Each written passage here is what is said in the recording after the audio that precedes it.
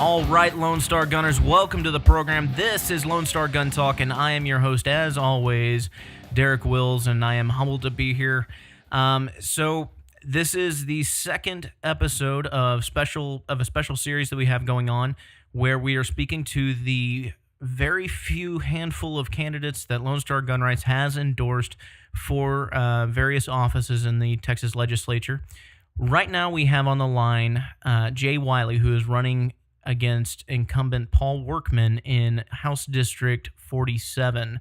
Mr. Wiley, welcome to Lone Star Gun Talk. Hey, Derek. Good to be here. Thanks for having me on the show. Hey, anytime. It's my pleasure to have you on and introduce our audience to you and let them find out a little bit more about you. So, first question's a pretty basic one.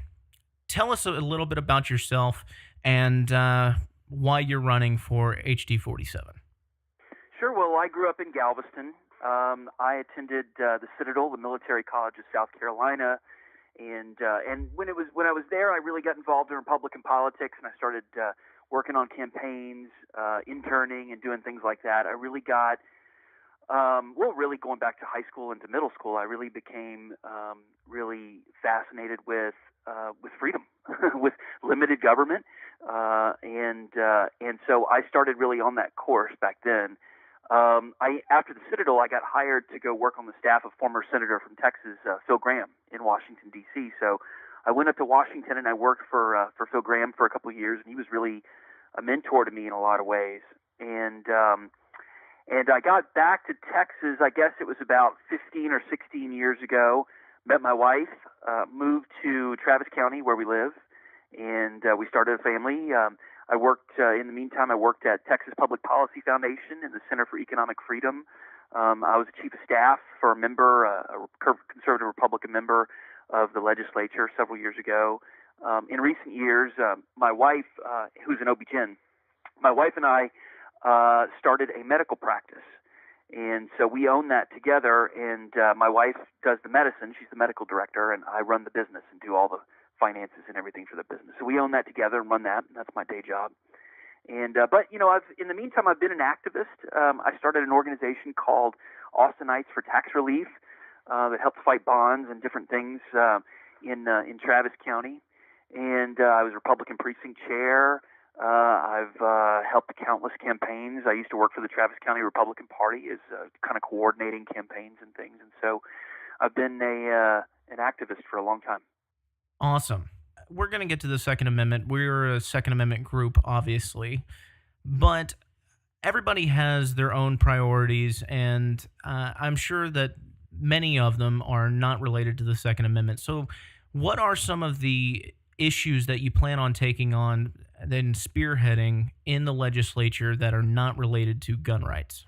Well, the number one thing that I hear at doors, and I've knocked on over 13,000 doors in the last couple of years, and the number one thing that I hear about in Travis County is property taxes. Travis County is the worst in the state. It's we've got the city of Austin and Travis County that love big government, and big government is really, really expensive. And homeowners pay the brunt of that in Travis County, and so property tax relief is the number one priority of mine. Of course, gun rights, life. I'm very pro-life and certainly support pro-life measures, and that'll be a priority for me too. Really just in general, cutting regulations, getting government smaller, getting government out of our lives. All of that's why I'm doing this. All right. Well, one of the things that I have an issue with as far as property tax is concerned, I understand we need a revenue-generating mechanism, and nobody is a fan of income tax. And to be honest, whenever it comes to property tax, it essentially means you never own your property. If you have your mortgage completely paid off, you are in possession of the deed, that house is still not yours, because if you don't pay your property taxes to the state of Texas, they can come in and repossess it. So that's right. We effectively lease our homes from the government in perpetuity. Right, and that means that we don't have a right to property, essentially. That's right. And so, that's right. So I have a huge problem with that. C.J. Grisham, I had him on the program the other day, and he brought up John Locke's philosophy of life, liberty, and property. And that's at the crux of our founding documents. And Exactly. in fact, the original draft of the Declaration of Independence didn't say pursuit of happiness; it actually said property.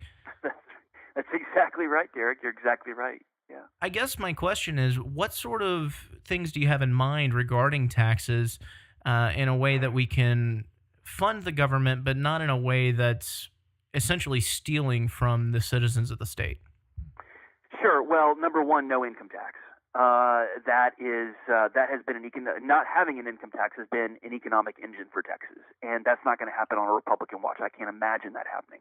So no income tax. So how do we fund the government if we want to get rid of property taxes? Well, in the short run, I would like dramatic property tax relief. If we were to go to zero-based budgeting at the state level, we would save billions of dollars. If we were to have a full audit of TxDOT, we could save billions of dollars. There are ways to do it. Now, that's the short term, okay? That's to provide, short-term property tax relief. In the long run, if we were to add 3-cent sales tax onto the current sales tax, we could zero out property taxes entirely. And by the way, get rid of all 254 tax appraisal districts in Texas. That's a lot of government that we can get rid of, because a fairer way to do taxation is on economic activity rather than on a fixed asset, your home, that there's an imaginary number assigned to, and that's your appraisal, because your home is not really worth what the appraisal is until you sell it. That's when it's worth that. The appraisal is really just a guesstimate. It's an imaginary number. So I would like citizens of Texas to be the masters of their own economic destiny. They can plan for what they want to buy. In other words, the economic activity they engage in. When you're a homeowner and you get that assessment every year, you don't know what you're in for. You don't know what you're in store for. We would get rid of that. So all that uncertainty would go away in the Texas economy. And people like Texas Public Policy Foundation have studied that proposal and said that if we were to do that, it would be a net gain of billions and billions of dollars to the Texas economy. And I think that's the direction we should move in. Now, that's not going to happen overnight. We know that. That's going to be a huge fight in the legislature for years and years. But that's the direction that I want to move us in. And we're starting to build momentum around that idea, too. And of course, you can't have tax relief without cuts in spending as well. Sure. A lot of people think, oh, well, if you cut taxes, then you're not going to be able, we're not going to generate as much revenue. And I tell people that's kind of the point. We don't need to keep funding these, atrocious, wasteful programs. That's right. And typically when I have this conversation, it's at the federal level, but, the state of Texas has a lot of waste in and of itself as well. That's right. And so I would like to see spending cut drastically. And I know that we run surpluses every 2 years, and that's fantastic. But I would also like to see wasteful spending cut entirely. That's exactly right. Because so many other states, by the way, and the federal government look to what's going on in Texas. I've lived in other parts of the country, and I remember hearing, what's going on in Texas? What are they doing in Texas? We're such a big state, such a big economy in Texas, that how to do government, a lot of people around the country look to Texas. So there's a lot of room for improvement. Absolutely. And one of my favorite sayings is the government that governs best is the government that governs least. And so that's the kind of Texas that I'm hoping for. There are many things across the state of Texas that it has me raise an eyebrow, that it just doesn't make any sense. Like whenever I go and get my hair cut and I talk to my barber and I find out that he has to get licensed from the state and take 1,500 hours in order to cut hair. Right. That right. sort of thing. It's like I was cutting hair for people when I was in the Navy. Right. It's not that difficult. Right. I had many a barracks cut when I was at the Citadel. Believe me. Right. And I understand the difference between a good quality haircut and a bad quality haircut, but that's where capitalism comes in, and it kind of sorts itself out. It does. That's right. Let's shift gears now and talk about the bread and butter of Lone Star Gun Rights, the single focus that we have on as an organization, and that is our right to keep and bear arms in the Second Amendment. Yeah. I want to ask you how you feel in your personal philosophies about how the Second Amendment applies in the role of the federal government. We'll get to the state of Texas later. Well, the states created the federal government, and I think, and that's actually a big reason why I'm running, because not only did the states create the federal government, but they created cities like Austin that are out of control, and so it's the state's duty to protect liberty, and we need to reassert our rights under the 10th Amendment. It's black and white. The 10th Amendment stands, and so I think that Texans and everyone else needs to assert their rights under the 10th Amendment. But the Second Amendment of the U.S. Constitution is very clear: Congress shall make no law, and it's in black and white. And I take a very fundamentalist approach to that, like I do the rest of the Constitution. Is that the plain text is what stands, and all the efforts, federal or at the state level, to whittle away at the edges of our Second Amendment rights don't stand for me, because the Second Amendment does not abide regulations like keep getting tried to push down our throat every day. There are many people out there who believe that the Bill of Rights doesn't apply to the states. It only applies to the federal government. I'm curious to know what you believe the relationship between the state of Texas and the Second Amendment is. Well, the 14th Amendment makes sure that the U.S. Constitution applies to the 50 states. And so the Second Amendment applies not only to Congress, but it applies to all the states as well. And so our Second Amendment rights are in black and white. And Texas, of course, stands up for those rights, or should stand up for those rights more than most. Now, we've fallen behind in the last several years because many good pro-gun measures have died in the Texas House. So other states have catapulted over Texas, sadly, in terms of the freedom to keep and bear arms. But I want to get us back up toward the top of that list. And so I'm going to join with the Freedom Caucus and fight for our Second Amendment rights. I think we're going to have a lot more members of the Freedom Caucus after this next election. And I'm really excited about it. I hope we can push along constitutional carry, which, died in the Calendars Committee last session. And Todd Hunter was the chairman of that committee, and he was a staunch Strauss ally. I hope we have a different chairman of Calendars this next time, and we're able to push it through. I'm going to work on that very hard. Last session, there were two bills that were filed that were labeled as constitutional carry. Were you familiar with both of those? Yeah, with Representative White's bill and Representative Stickland's bill, yeah. Okay, and did you have any issues with either of those bills? Were there things in there that you would have liked to have not seen, or were there things not in there that you would have liked to have seen? Was one of the bills better in your view? I would probably say that Jonathan Stickland's bill was better. But when it gets to that point, it's such an important issue. I'm not going to quibble around the edges. I would have liked to see either one of them get through. Okay.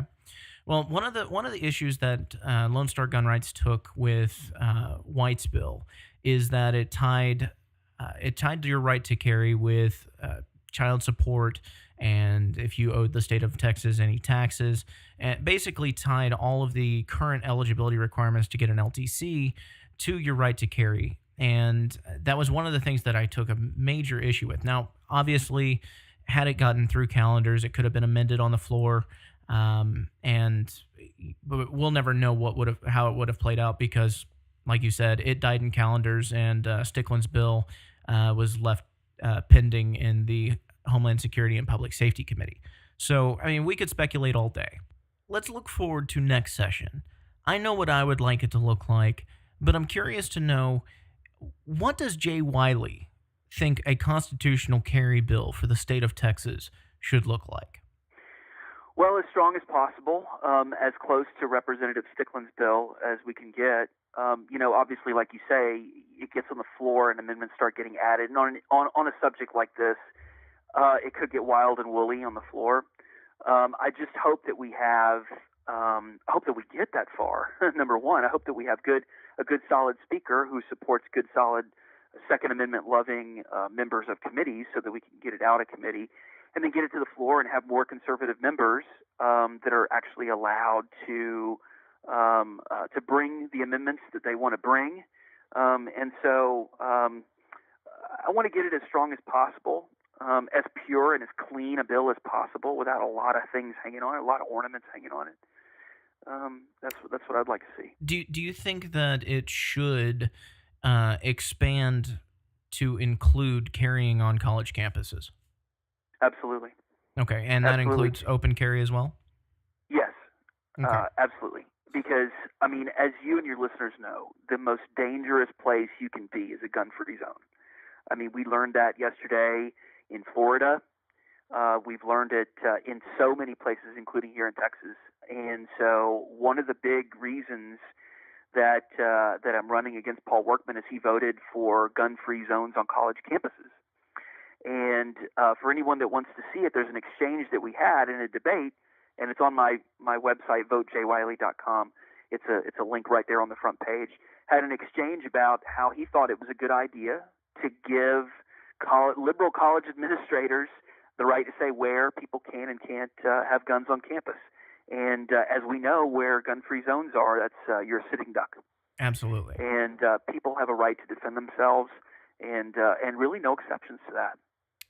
Now, on that topic of gun-free zones, there are several places that are state-mandated gun-free zones, and in some areas, it will later list a provision that it doesn't apply unless they post a notice per 30.6, 30.7, and others it's not. I would like to see that list of mandated gun-free zones minimalized, and I'm talking bare bones minimalized. It should be essentially prisons. That's about the only place that I can justify Right. a gun-free zone Right. being, and that's because guards don't even carry there. So I take it you would support repealing state-mandated gun-free zones in that manner. I would, absolutely, I do. On 30.6 and 30.7, there are plenty of issues that we as Lone Star Gun Rights have on it, and I don't think that either Stickland's bill or White's bill properly addressed it. In Stickland's bill, he changed the word license holder to person, and in White's bill, he changed it to add a 30.8 to include somebody who just doesn't have a license. And I think that's the complete wrong way to go about it. The way the law is written is that it's a Class C misdemeanor if you walk past a sign while carrying. If an authority at the business tells you to leave or asks you to leave or conceal and you don't, at that point it becomes a Class A misdemeanor. What that essentially means is that the property owner doesn't have a real say on whether or not to press charges. If a cop sees you, he can fine you under a Class C misdemeanor. And I take a huge issue with that. I think one of the things that needs to be reformed with that is it should require an authority to ask you to either conceal or leave. And if you don't, that's when it should become an offense. What do you think about that? I think that makes great sense, Derek. I mean, I would support that. I think that makes perfect sense. Another issue that we have is the fact that the Texas Alcoholic Beverage Commission has any say-so whatsoever in the keeping and bearing of arms. You have establishments that serve food and alcohol that are required to post the blue signs that we're all familiar with. And then if there's a 51% establishment, also known as a bar, they have to post the red 51% felony signs, which means it is a felony for somebody like me to just cross the threshold of that business. I take an exception, I have a huge problem with that because I'm not a big drinker. I'm not an alcoholic or anything. It's just that my drinking days are behind me. And there are plenty of people that will go to a bar and choose not to drink, or at least choose not to get intoxicated. And another thing that the code doesn't offer is defining intoxicated. So it's officer's discretion. I'd like to see that felony charge completely repealed. I think it should be entirely up to the business owner, as we just discussed, required to ask you to leave, and before it becomes the regular misdemeanor offense. What do you think about that? I think you're exactly right. I mean, there's no difference fundamentally in your right to protect yourself. Your right to defend yourself doesn't end at the doors to the bar or the restaurant or anywhere else. And again, gun-free zones are incredibly dangerous places. And I support the right of people to defend themselves. And there's really no fundamental difference between an establishment like that and an office building or someplace else, because the same principle applies. And that is that law-abiding people will follow the law and then therefore become sitting ducks, because law-abiding people, by definition, are not going to follow the sign on the door. Absolutely. And that applies anywhere. It doesn't matter what they're serving. It doesn't matter what product they're serving.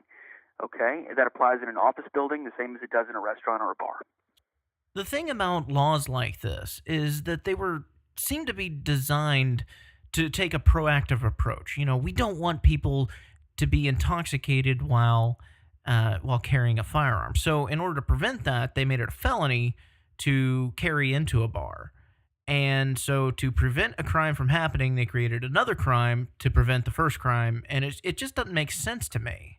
Well, I think you're right, Derek, because and we have to, as Second Amendment rights lovers like we are, we have to push back against this faulty notion that for every ill in society, every bad thing that happens, that there is a government solution for it, and there just isn't. I'm sad to say that humans have been killing other humans since the dawn of time, and long before firearms existed. Okay, and I'm also sad to report that they always will. Now, we can either give up our liberties while trying to stop that, and that's a bad idea, or we can understand that fundamental fact and we can work around it and understand that this is a problem of human beings and a problem of the heart, like we saw in Florida yesterday. This is not a problem of the tools people implement to do harm to other people, because guess what? If they don't have a firearm, they're going to find another tool. And that's what they do in other parts of the country where they don't have necessarily firearms like we do. They either blow each other up or they do other things, okay? This has been going on for millennia and always will. And so the answer is not to relinquish our fundamental rights. It's to find other ways to address these problems. And it's really a problem of the heart. It's a problem of our culture that young people are, killing each other or what have you. There isn't a law that can fix that problem, and that's what the left seems to think. Absolutely. A lot of people seem to forget what happened in Oklahoma City back in 93, 94. McVeigh didn't use a single firearm, and he killed 168 people. And a lot of people say, well, after that, we had a bunch of harsh regulations on fertilizer. Well, that doesn't necessarily stop anything. There are many alternative methods. Just if somebody is so inclined, they can go get the anarchist cookbook and wreak havoc. Evil finds a way, no matter what laws are in place. And you're absolutely right when you say that. I think that it's asinine to take these sorts of feel-good approaches that are typically stemmed from knee-jerk reactions to try and say we need to prevent this from happening. It really is, and it really is lazy thinking too, Derek. It's two-dimensional instead of three-dimensional thinking. It's so easy to say, well, then just pass a law. Whose fault is it? Well, it's the NRA. That's really lazy thinking. It's more complicated than that. Absolutely. Not every problem actually has a solution, let alone a government solution. Exactly. And more often than not, the government's so-called solution it makes the problem worse. Mm-hmm. No, I absolutely agree. One of the things that drives me crazy, and you typically hear it from Republicans, because they don't want to be tied with gun control. The rhinos don't want to be tied with gun control. So they'll talk about mental health. And to me, that's a euphemism for gun control. And the reason is because mental health, yes, there are people out there that have actual issues, schizophrenia, bipolar, and things like that.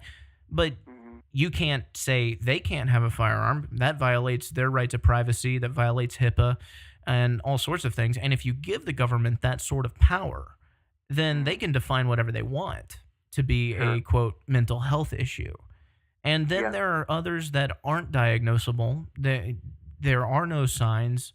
It's just it's a triggered event, and pardon the use of the word, it just happens, and there's no answer for it. And I wish that there was, because I don't. If there was an answer for it, we wouldn't need the Second Amendment. That's right. That's right. Yeah, I think you're exactly right.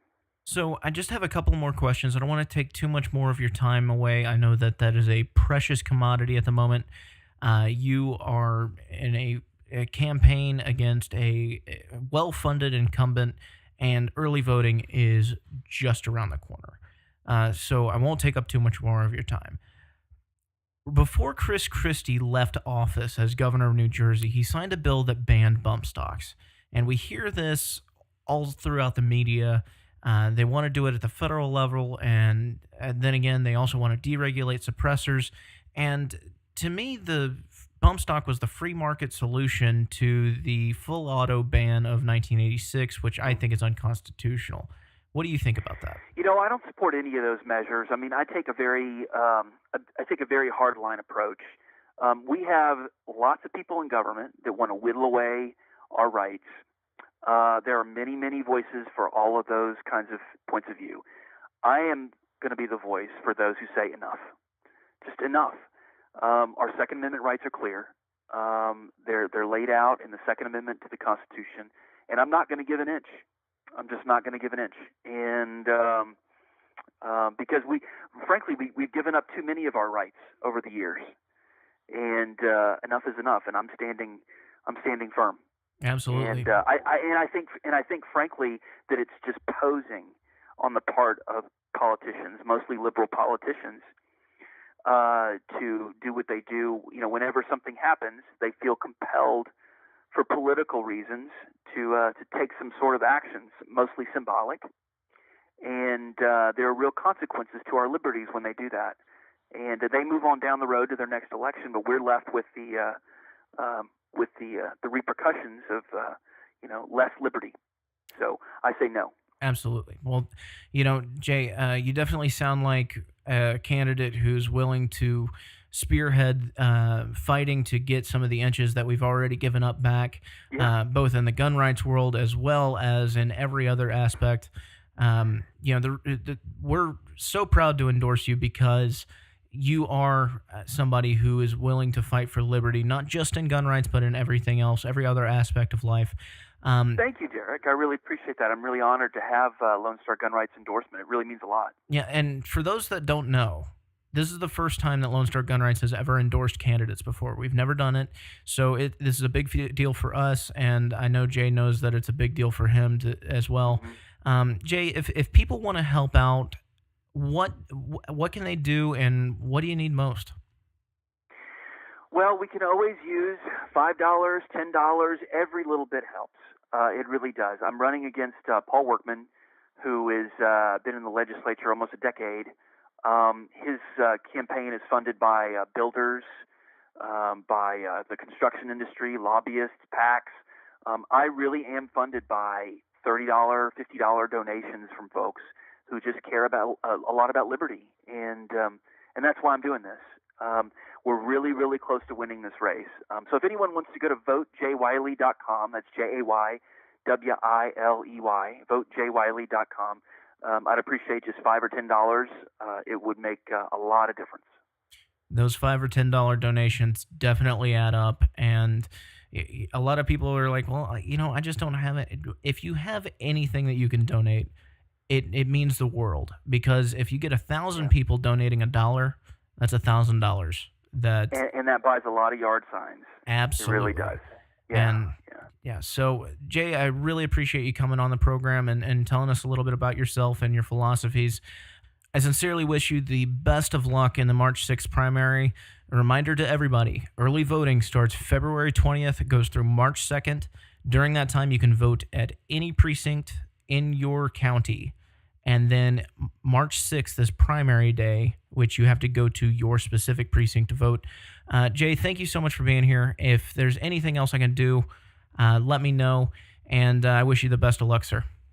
Thank you, Derek. I really appreciate it. I enjoyed it. Thank you. Now, we heard a little bit ago, Jay brought up a video that he has on his website that shows a discussion between him and incumbent Paul Workman talking about how college campuses should be allowed to restrict the carry of firearms on their campuses or in certain areas. Now, I'm going to play this audio for you from this video. If you want to see it, you can just go to his webpage, votejwiley.com, and see the exchange for yourself. One thing that's important to note, and it's touched on right at the very end, this is not a discussion of private property rights. This discussion is about allowing state colleges the ability to restrict your right to carry on state property. It just so happens to be a college campus. Anyway, check out this exchange. And I thought that it is appropriate that the college boards be able to create areas where it's just not the right place for guns to go. And so I supported that. I don't think that makes me any less of an less of a Second Amendment supporter. Well, if you support the Second Amendment, I think you I do support the Second Amendment. Support the right for people to protect themselves, no matter where they are. Second Amendment is very clear, no exceptions. The Second Amendment gives you the right to bear arms. So you would have exceptions to the Second Amendment. I would say that there are areas where people should be allowed to say, no, you can't bring a gun in here. Well, then we just like a private property. I mean, I should be able to tell people, no, you can't bring a gun on my private property. Well, we're not talking about private property. Well, here. but so what you're saying is Second Amendment, but with exceptions, and I just disagree. That should tell you everything that you need to know about Paul Workman. He's trying to justify the act of further infringing upon your Second Amendment rights, allowing state-funded universities the ability to further infringe upon your rights just because of reasons. All he could say is, well, it's not appropriate. Well, who gets to determine that? Some unelected board at the college? Or unelected, unaccountable bureaucrats? That's not how things work. That's not how they're supposed to work. If you live in House District 47, which is northwest side of Austin, basically the Lakeway, Lago Vista, Jonestown, Bee Cave area, if you live in that district and you care about your Second Amendment rights, as well as the rest of your liberties that affect your everyday life, there is only one candidate to support in the March 6th primary, and that is Jay Wiley. I highly encourage anybody who can to donate to his campaign. Go to votejwiley.com and donate anything that you're comfortable with donating. Anyway, that's going to do it for me today. Be sure to subscribe if you have not already. We're going to be popping these episodes out like hotcakes during the next 2 weeks until primary day to get as many candidates on as possible. Staying subscribed means that you get notified as soon as a new episode uploads. Anyway, I will talk to y'all soon. Until next time, Lone Star Gunners, arm yourself with knowledge and share the ammo.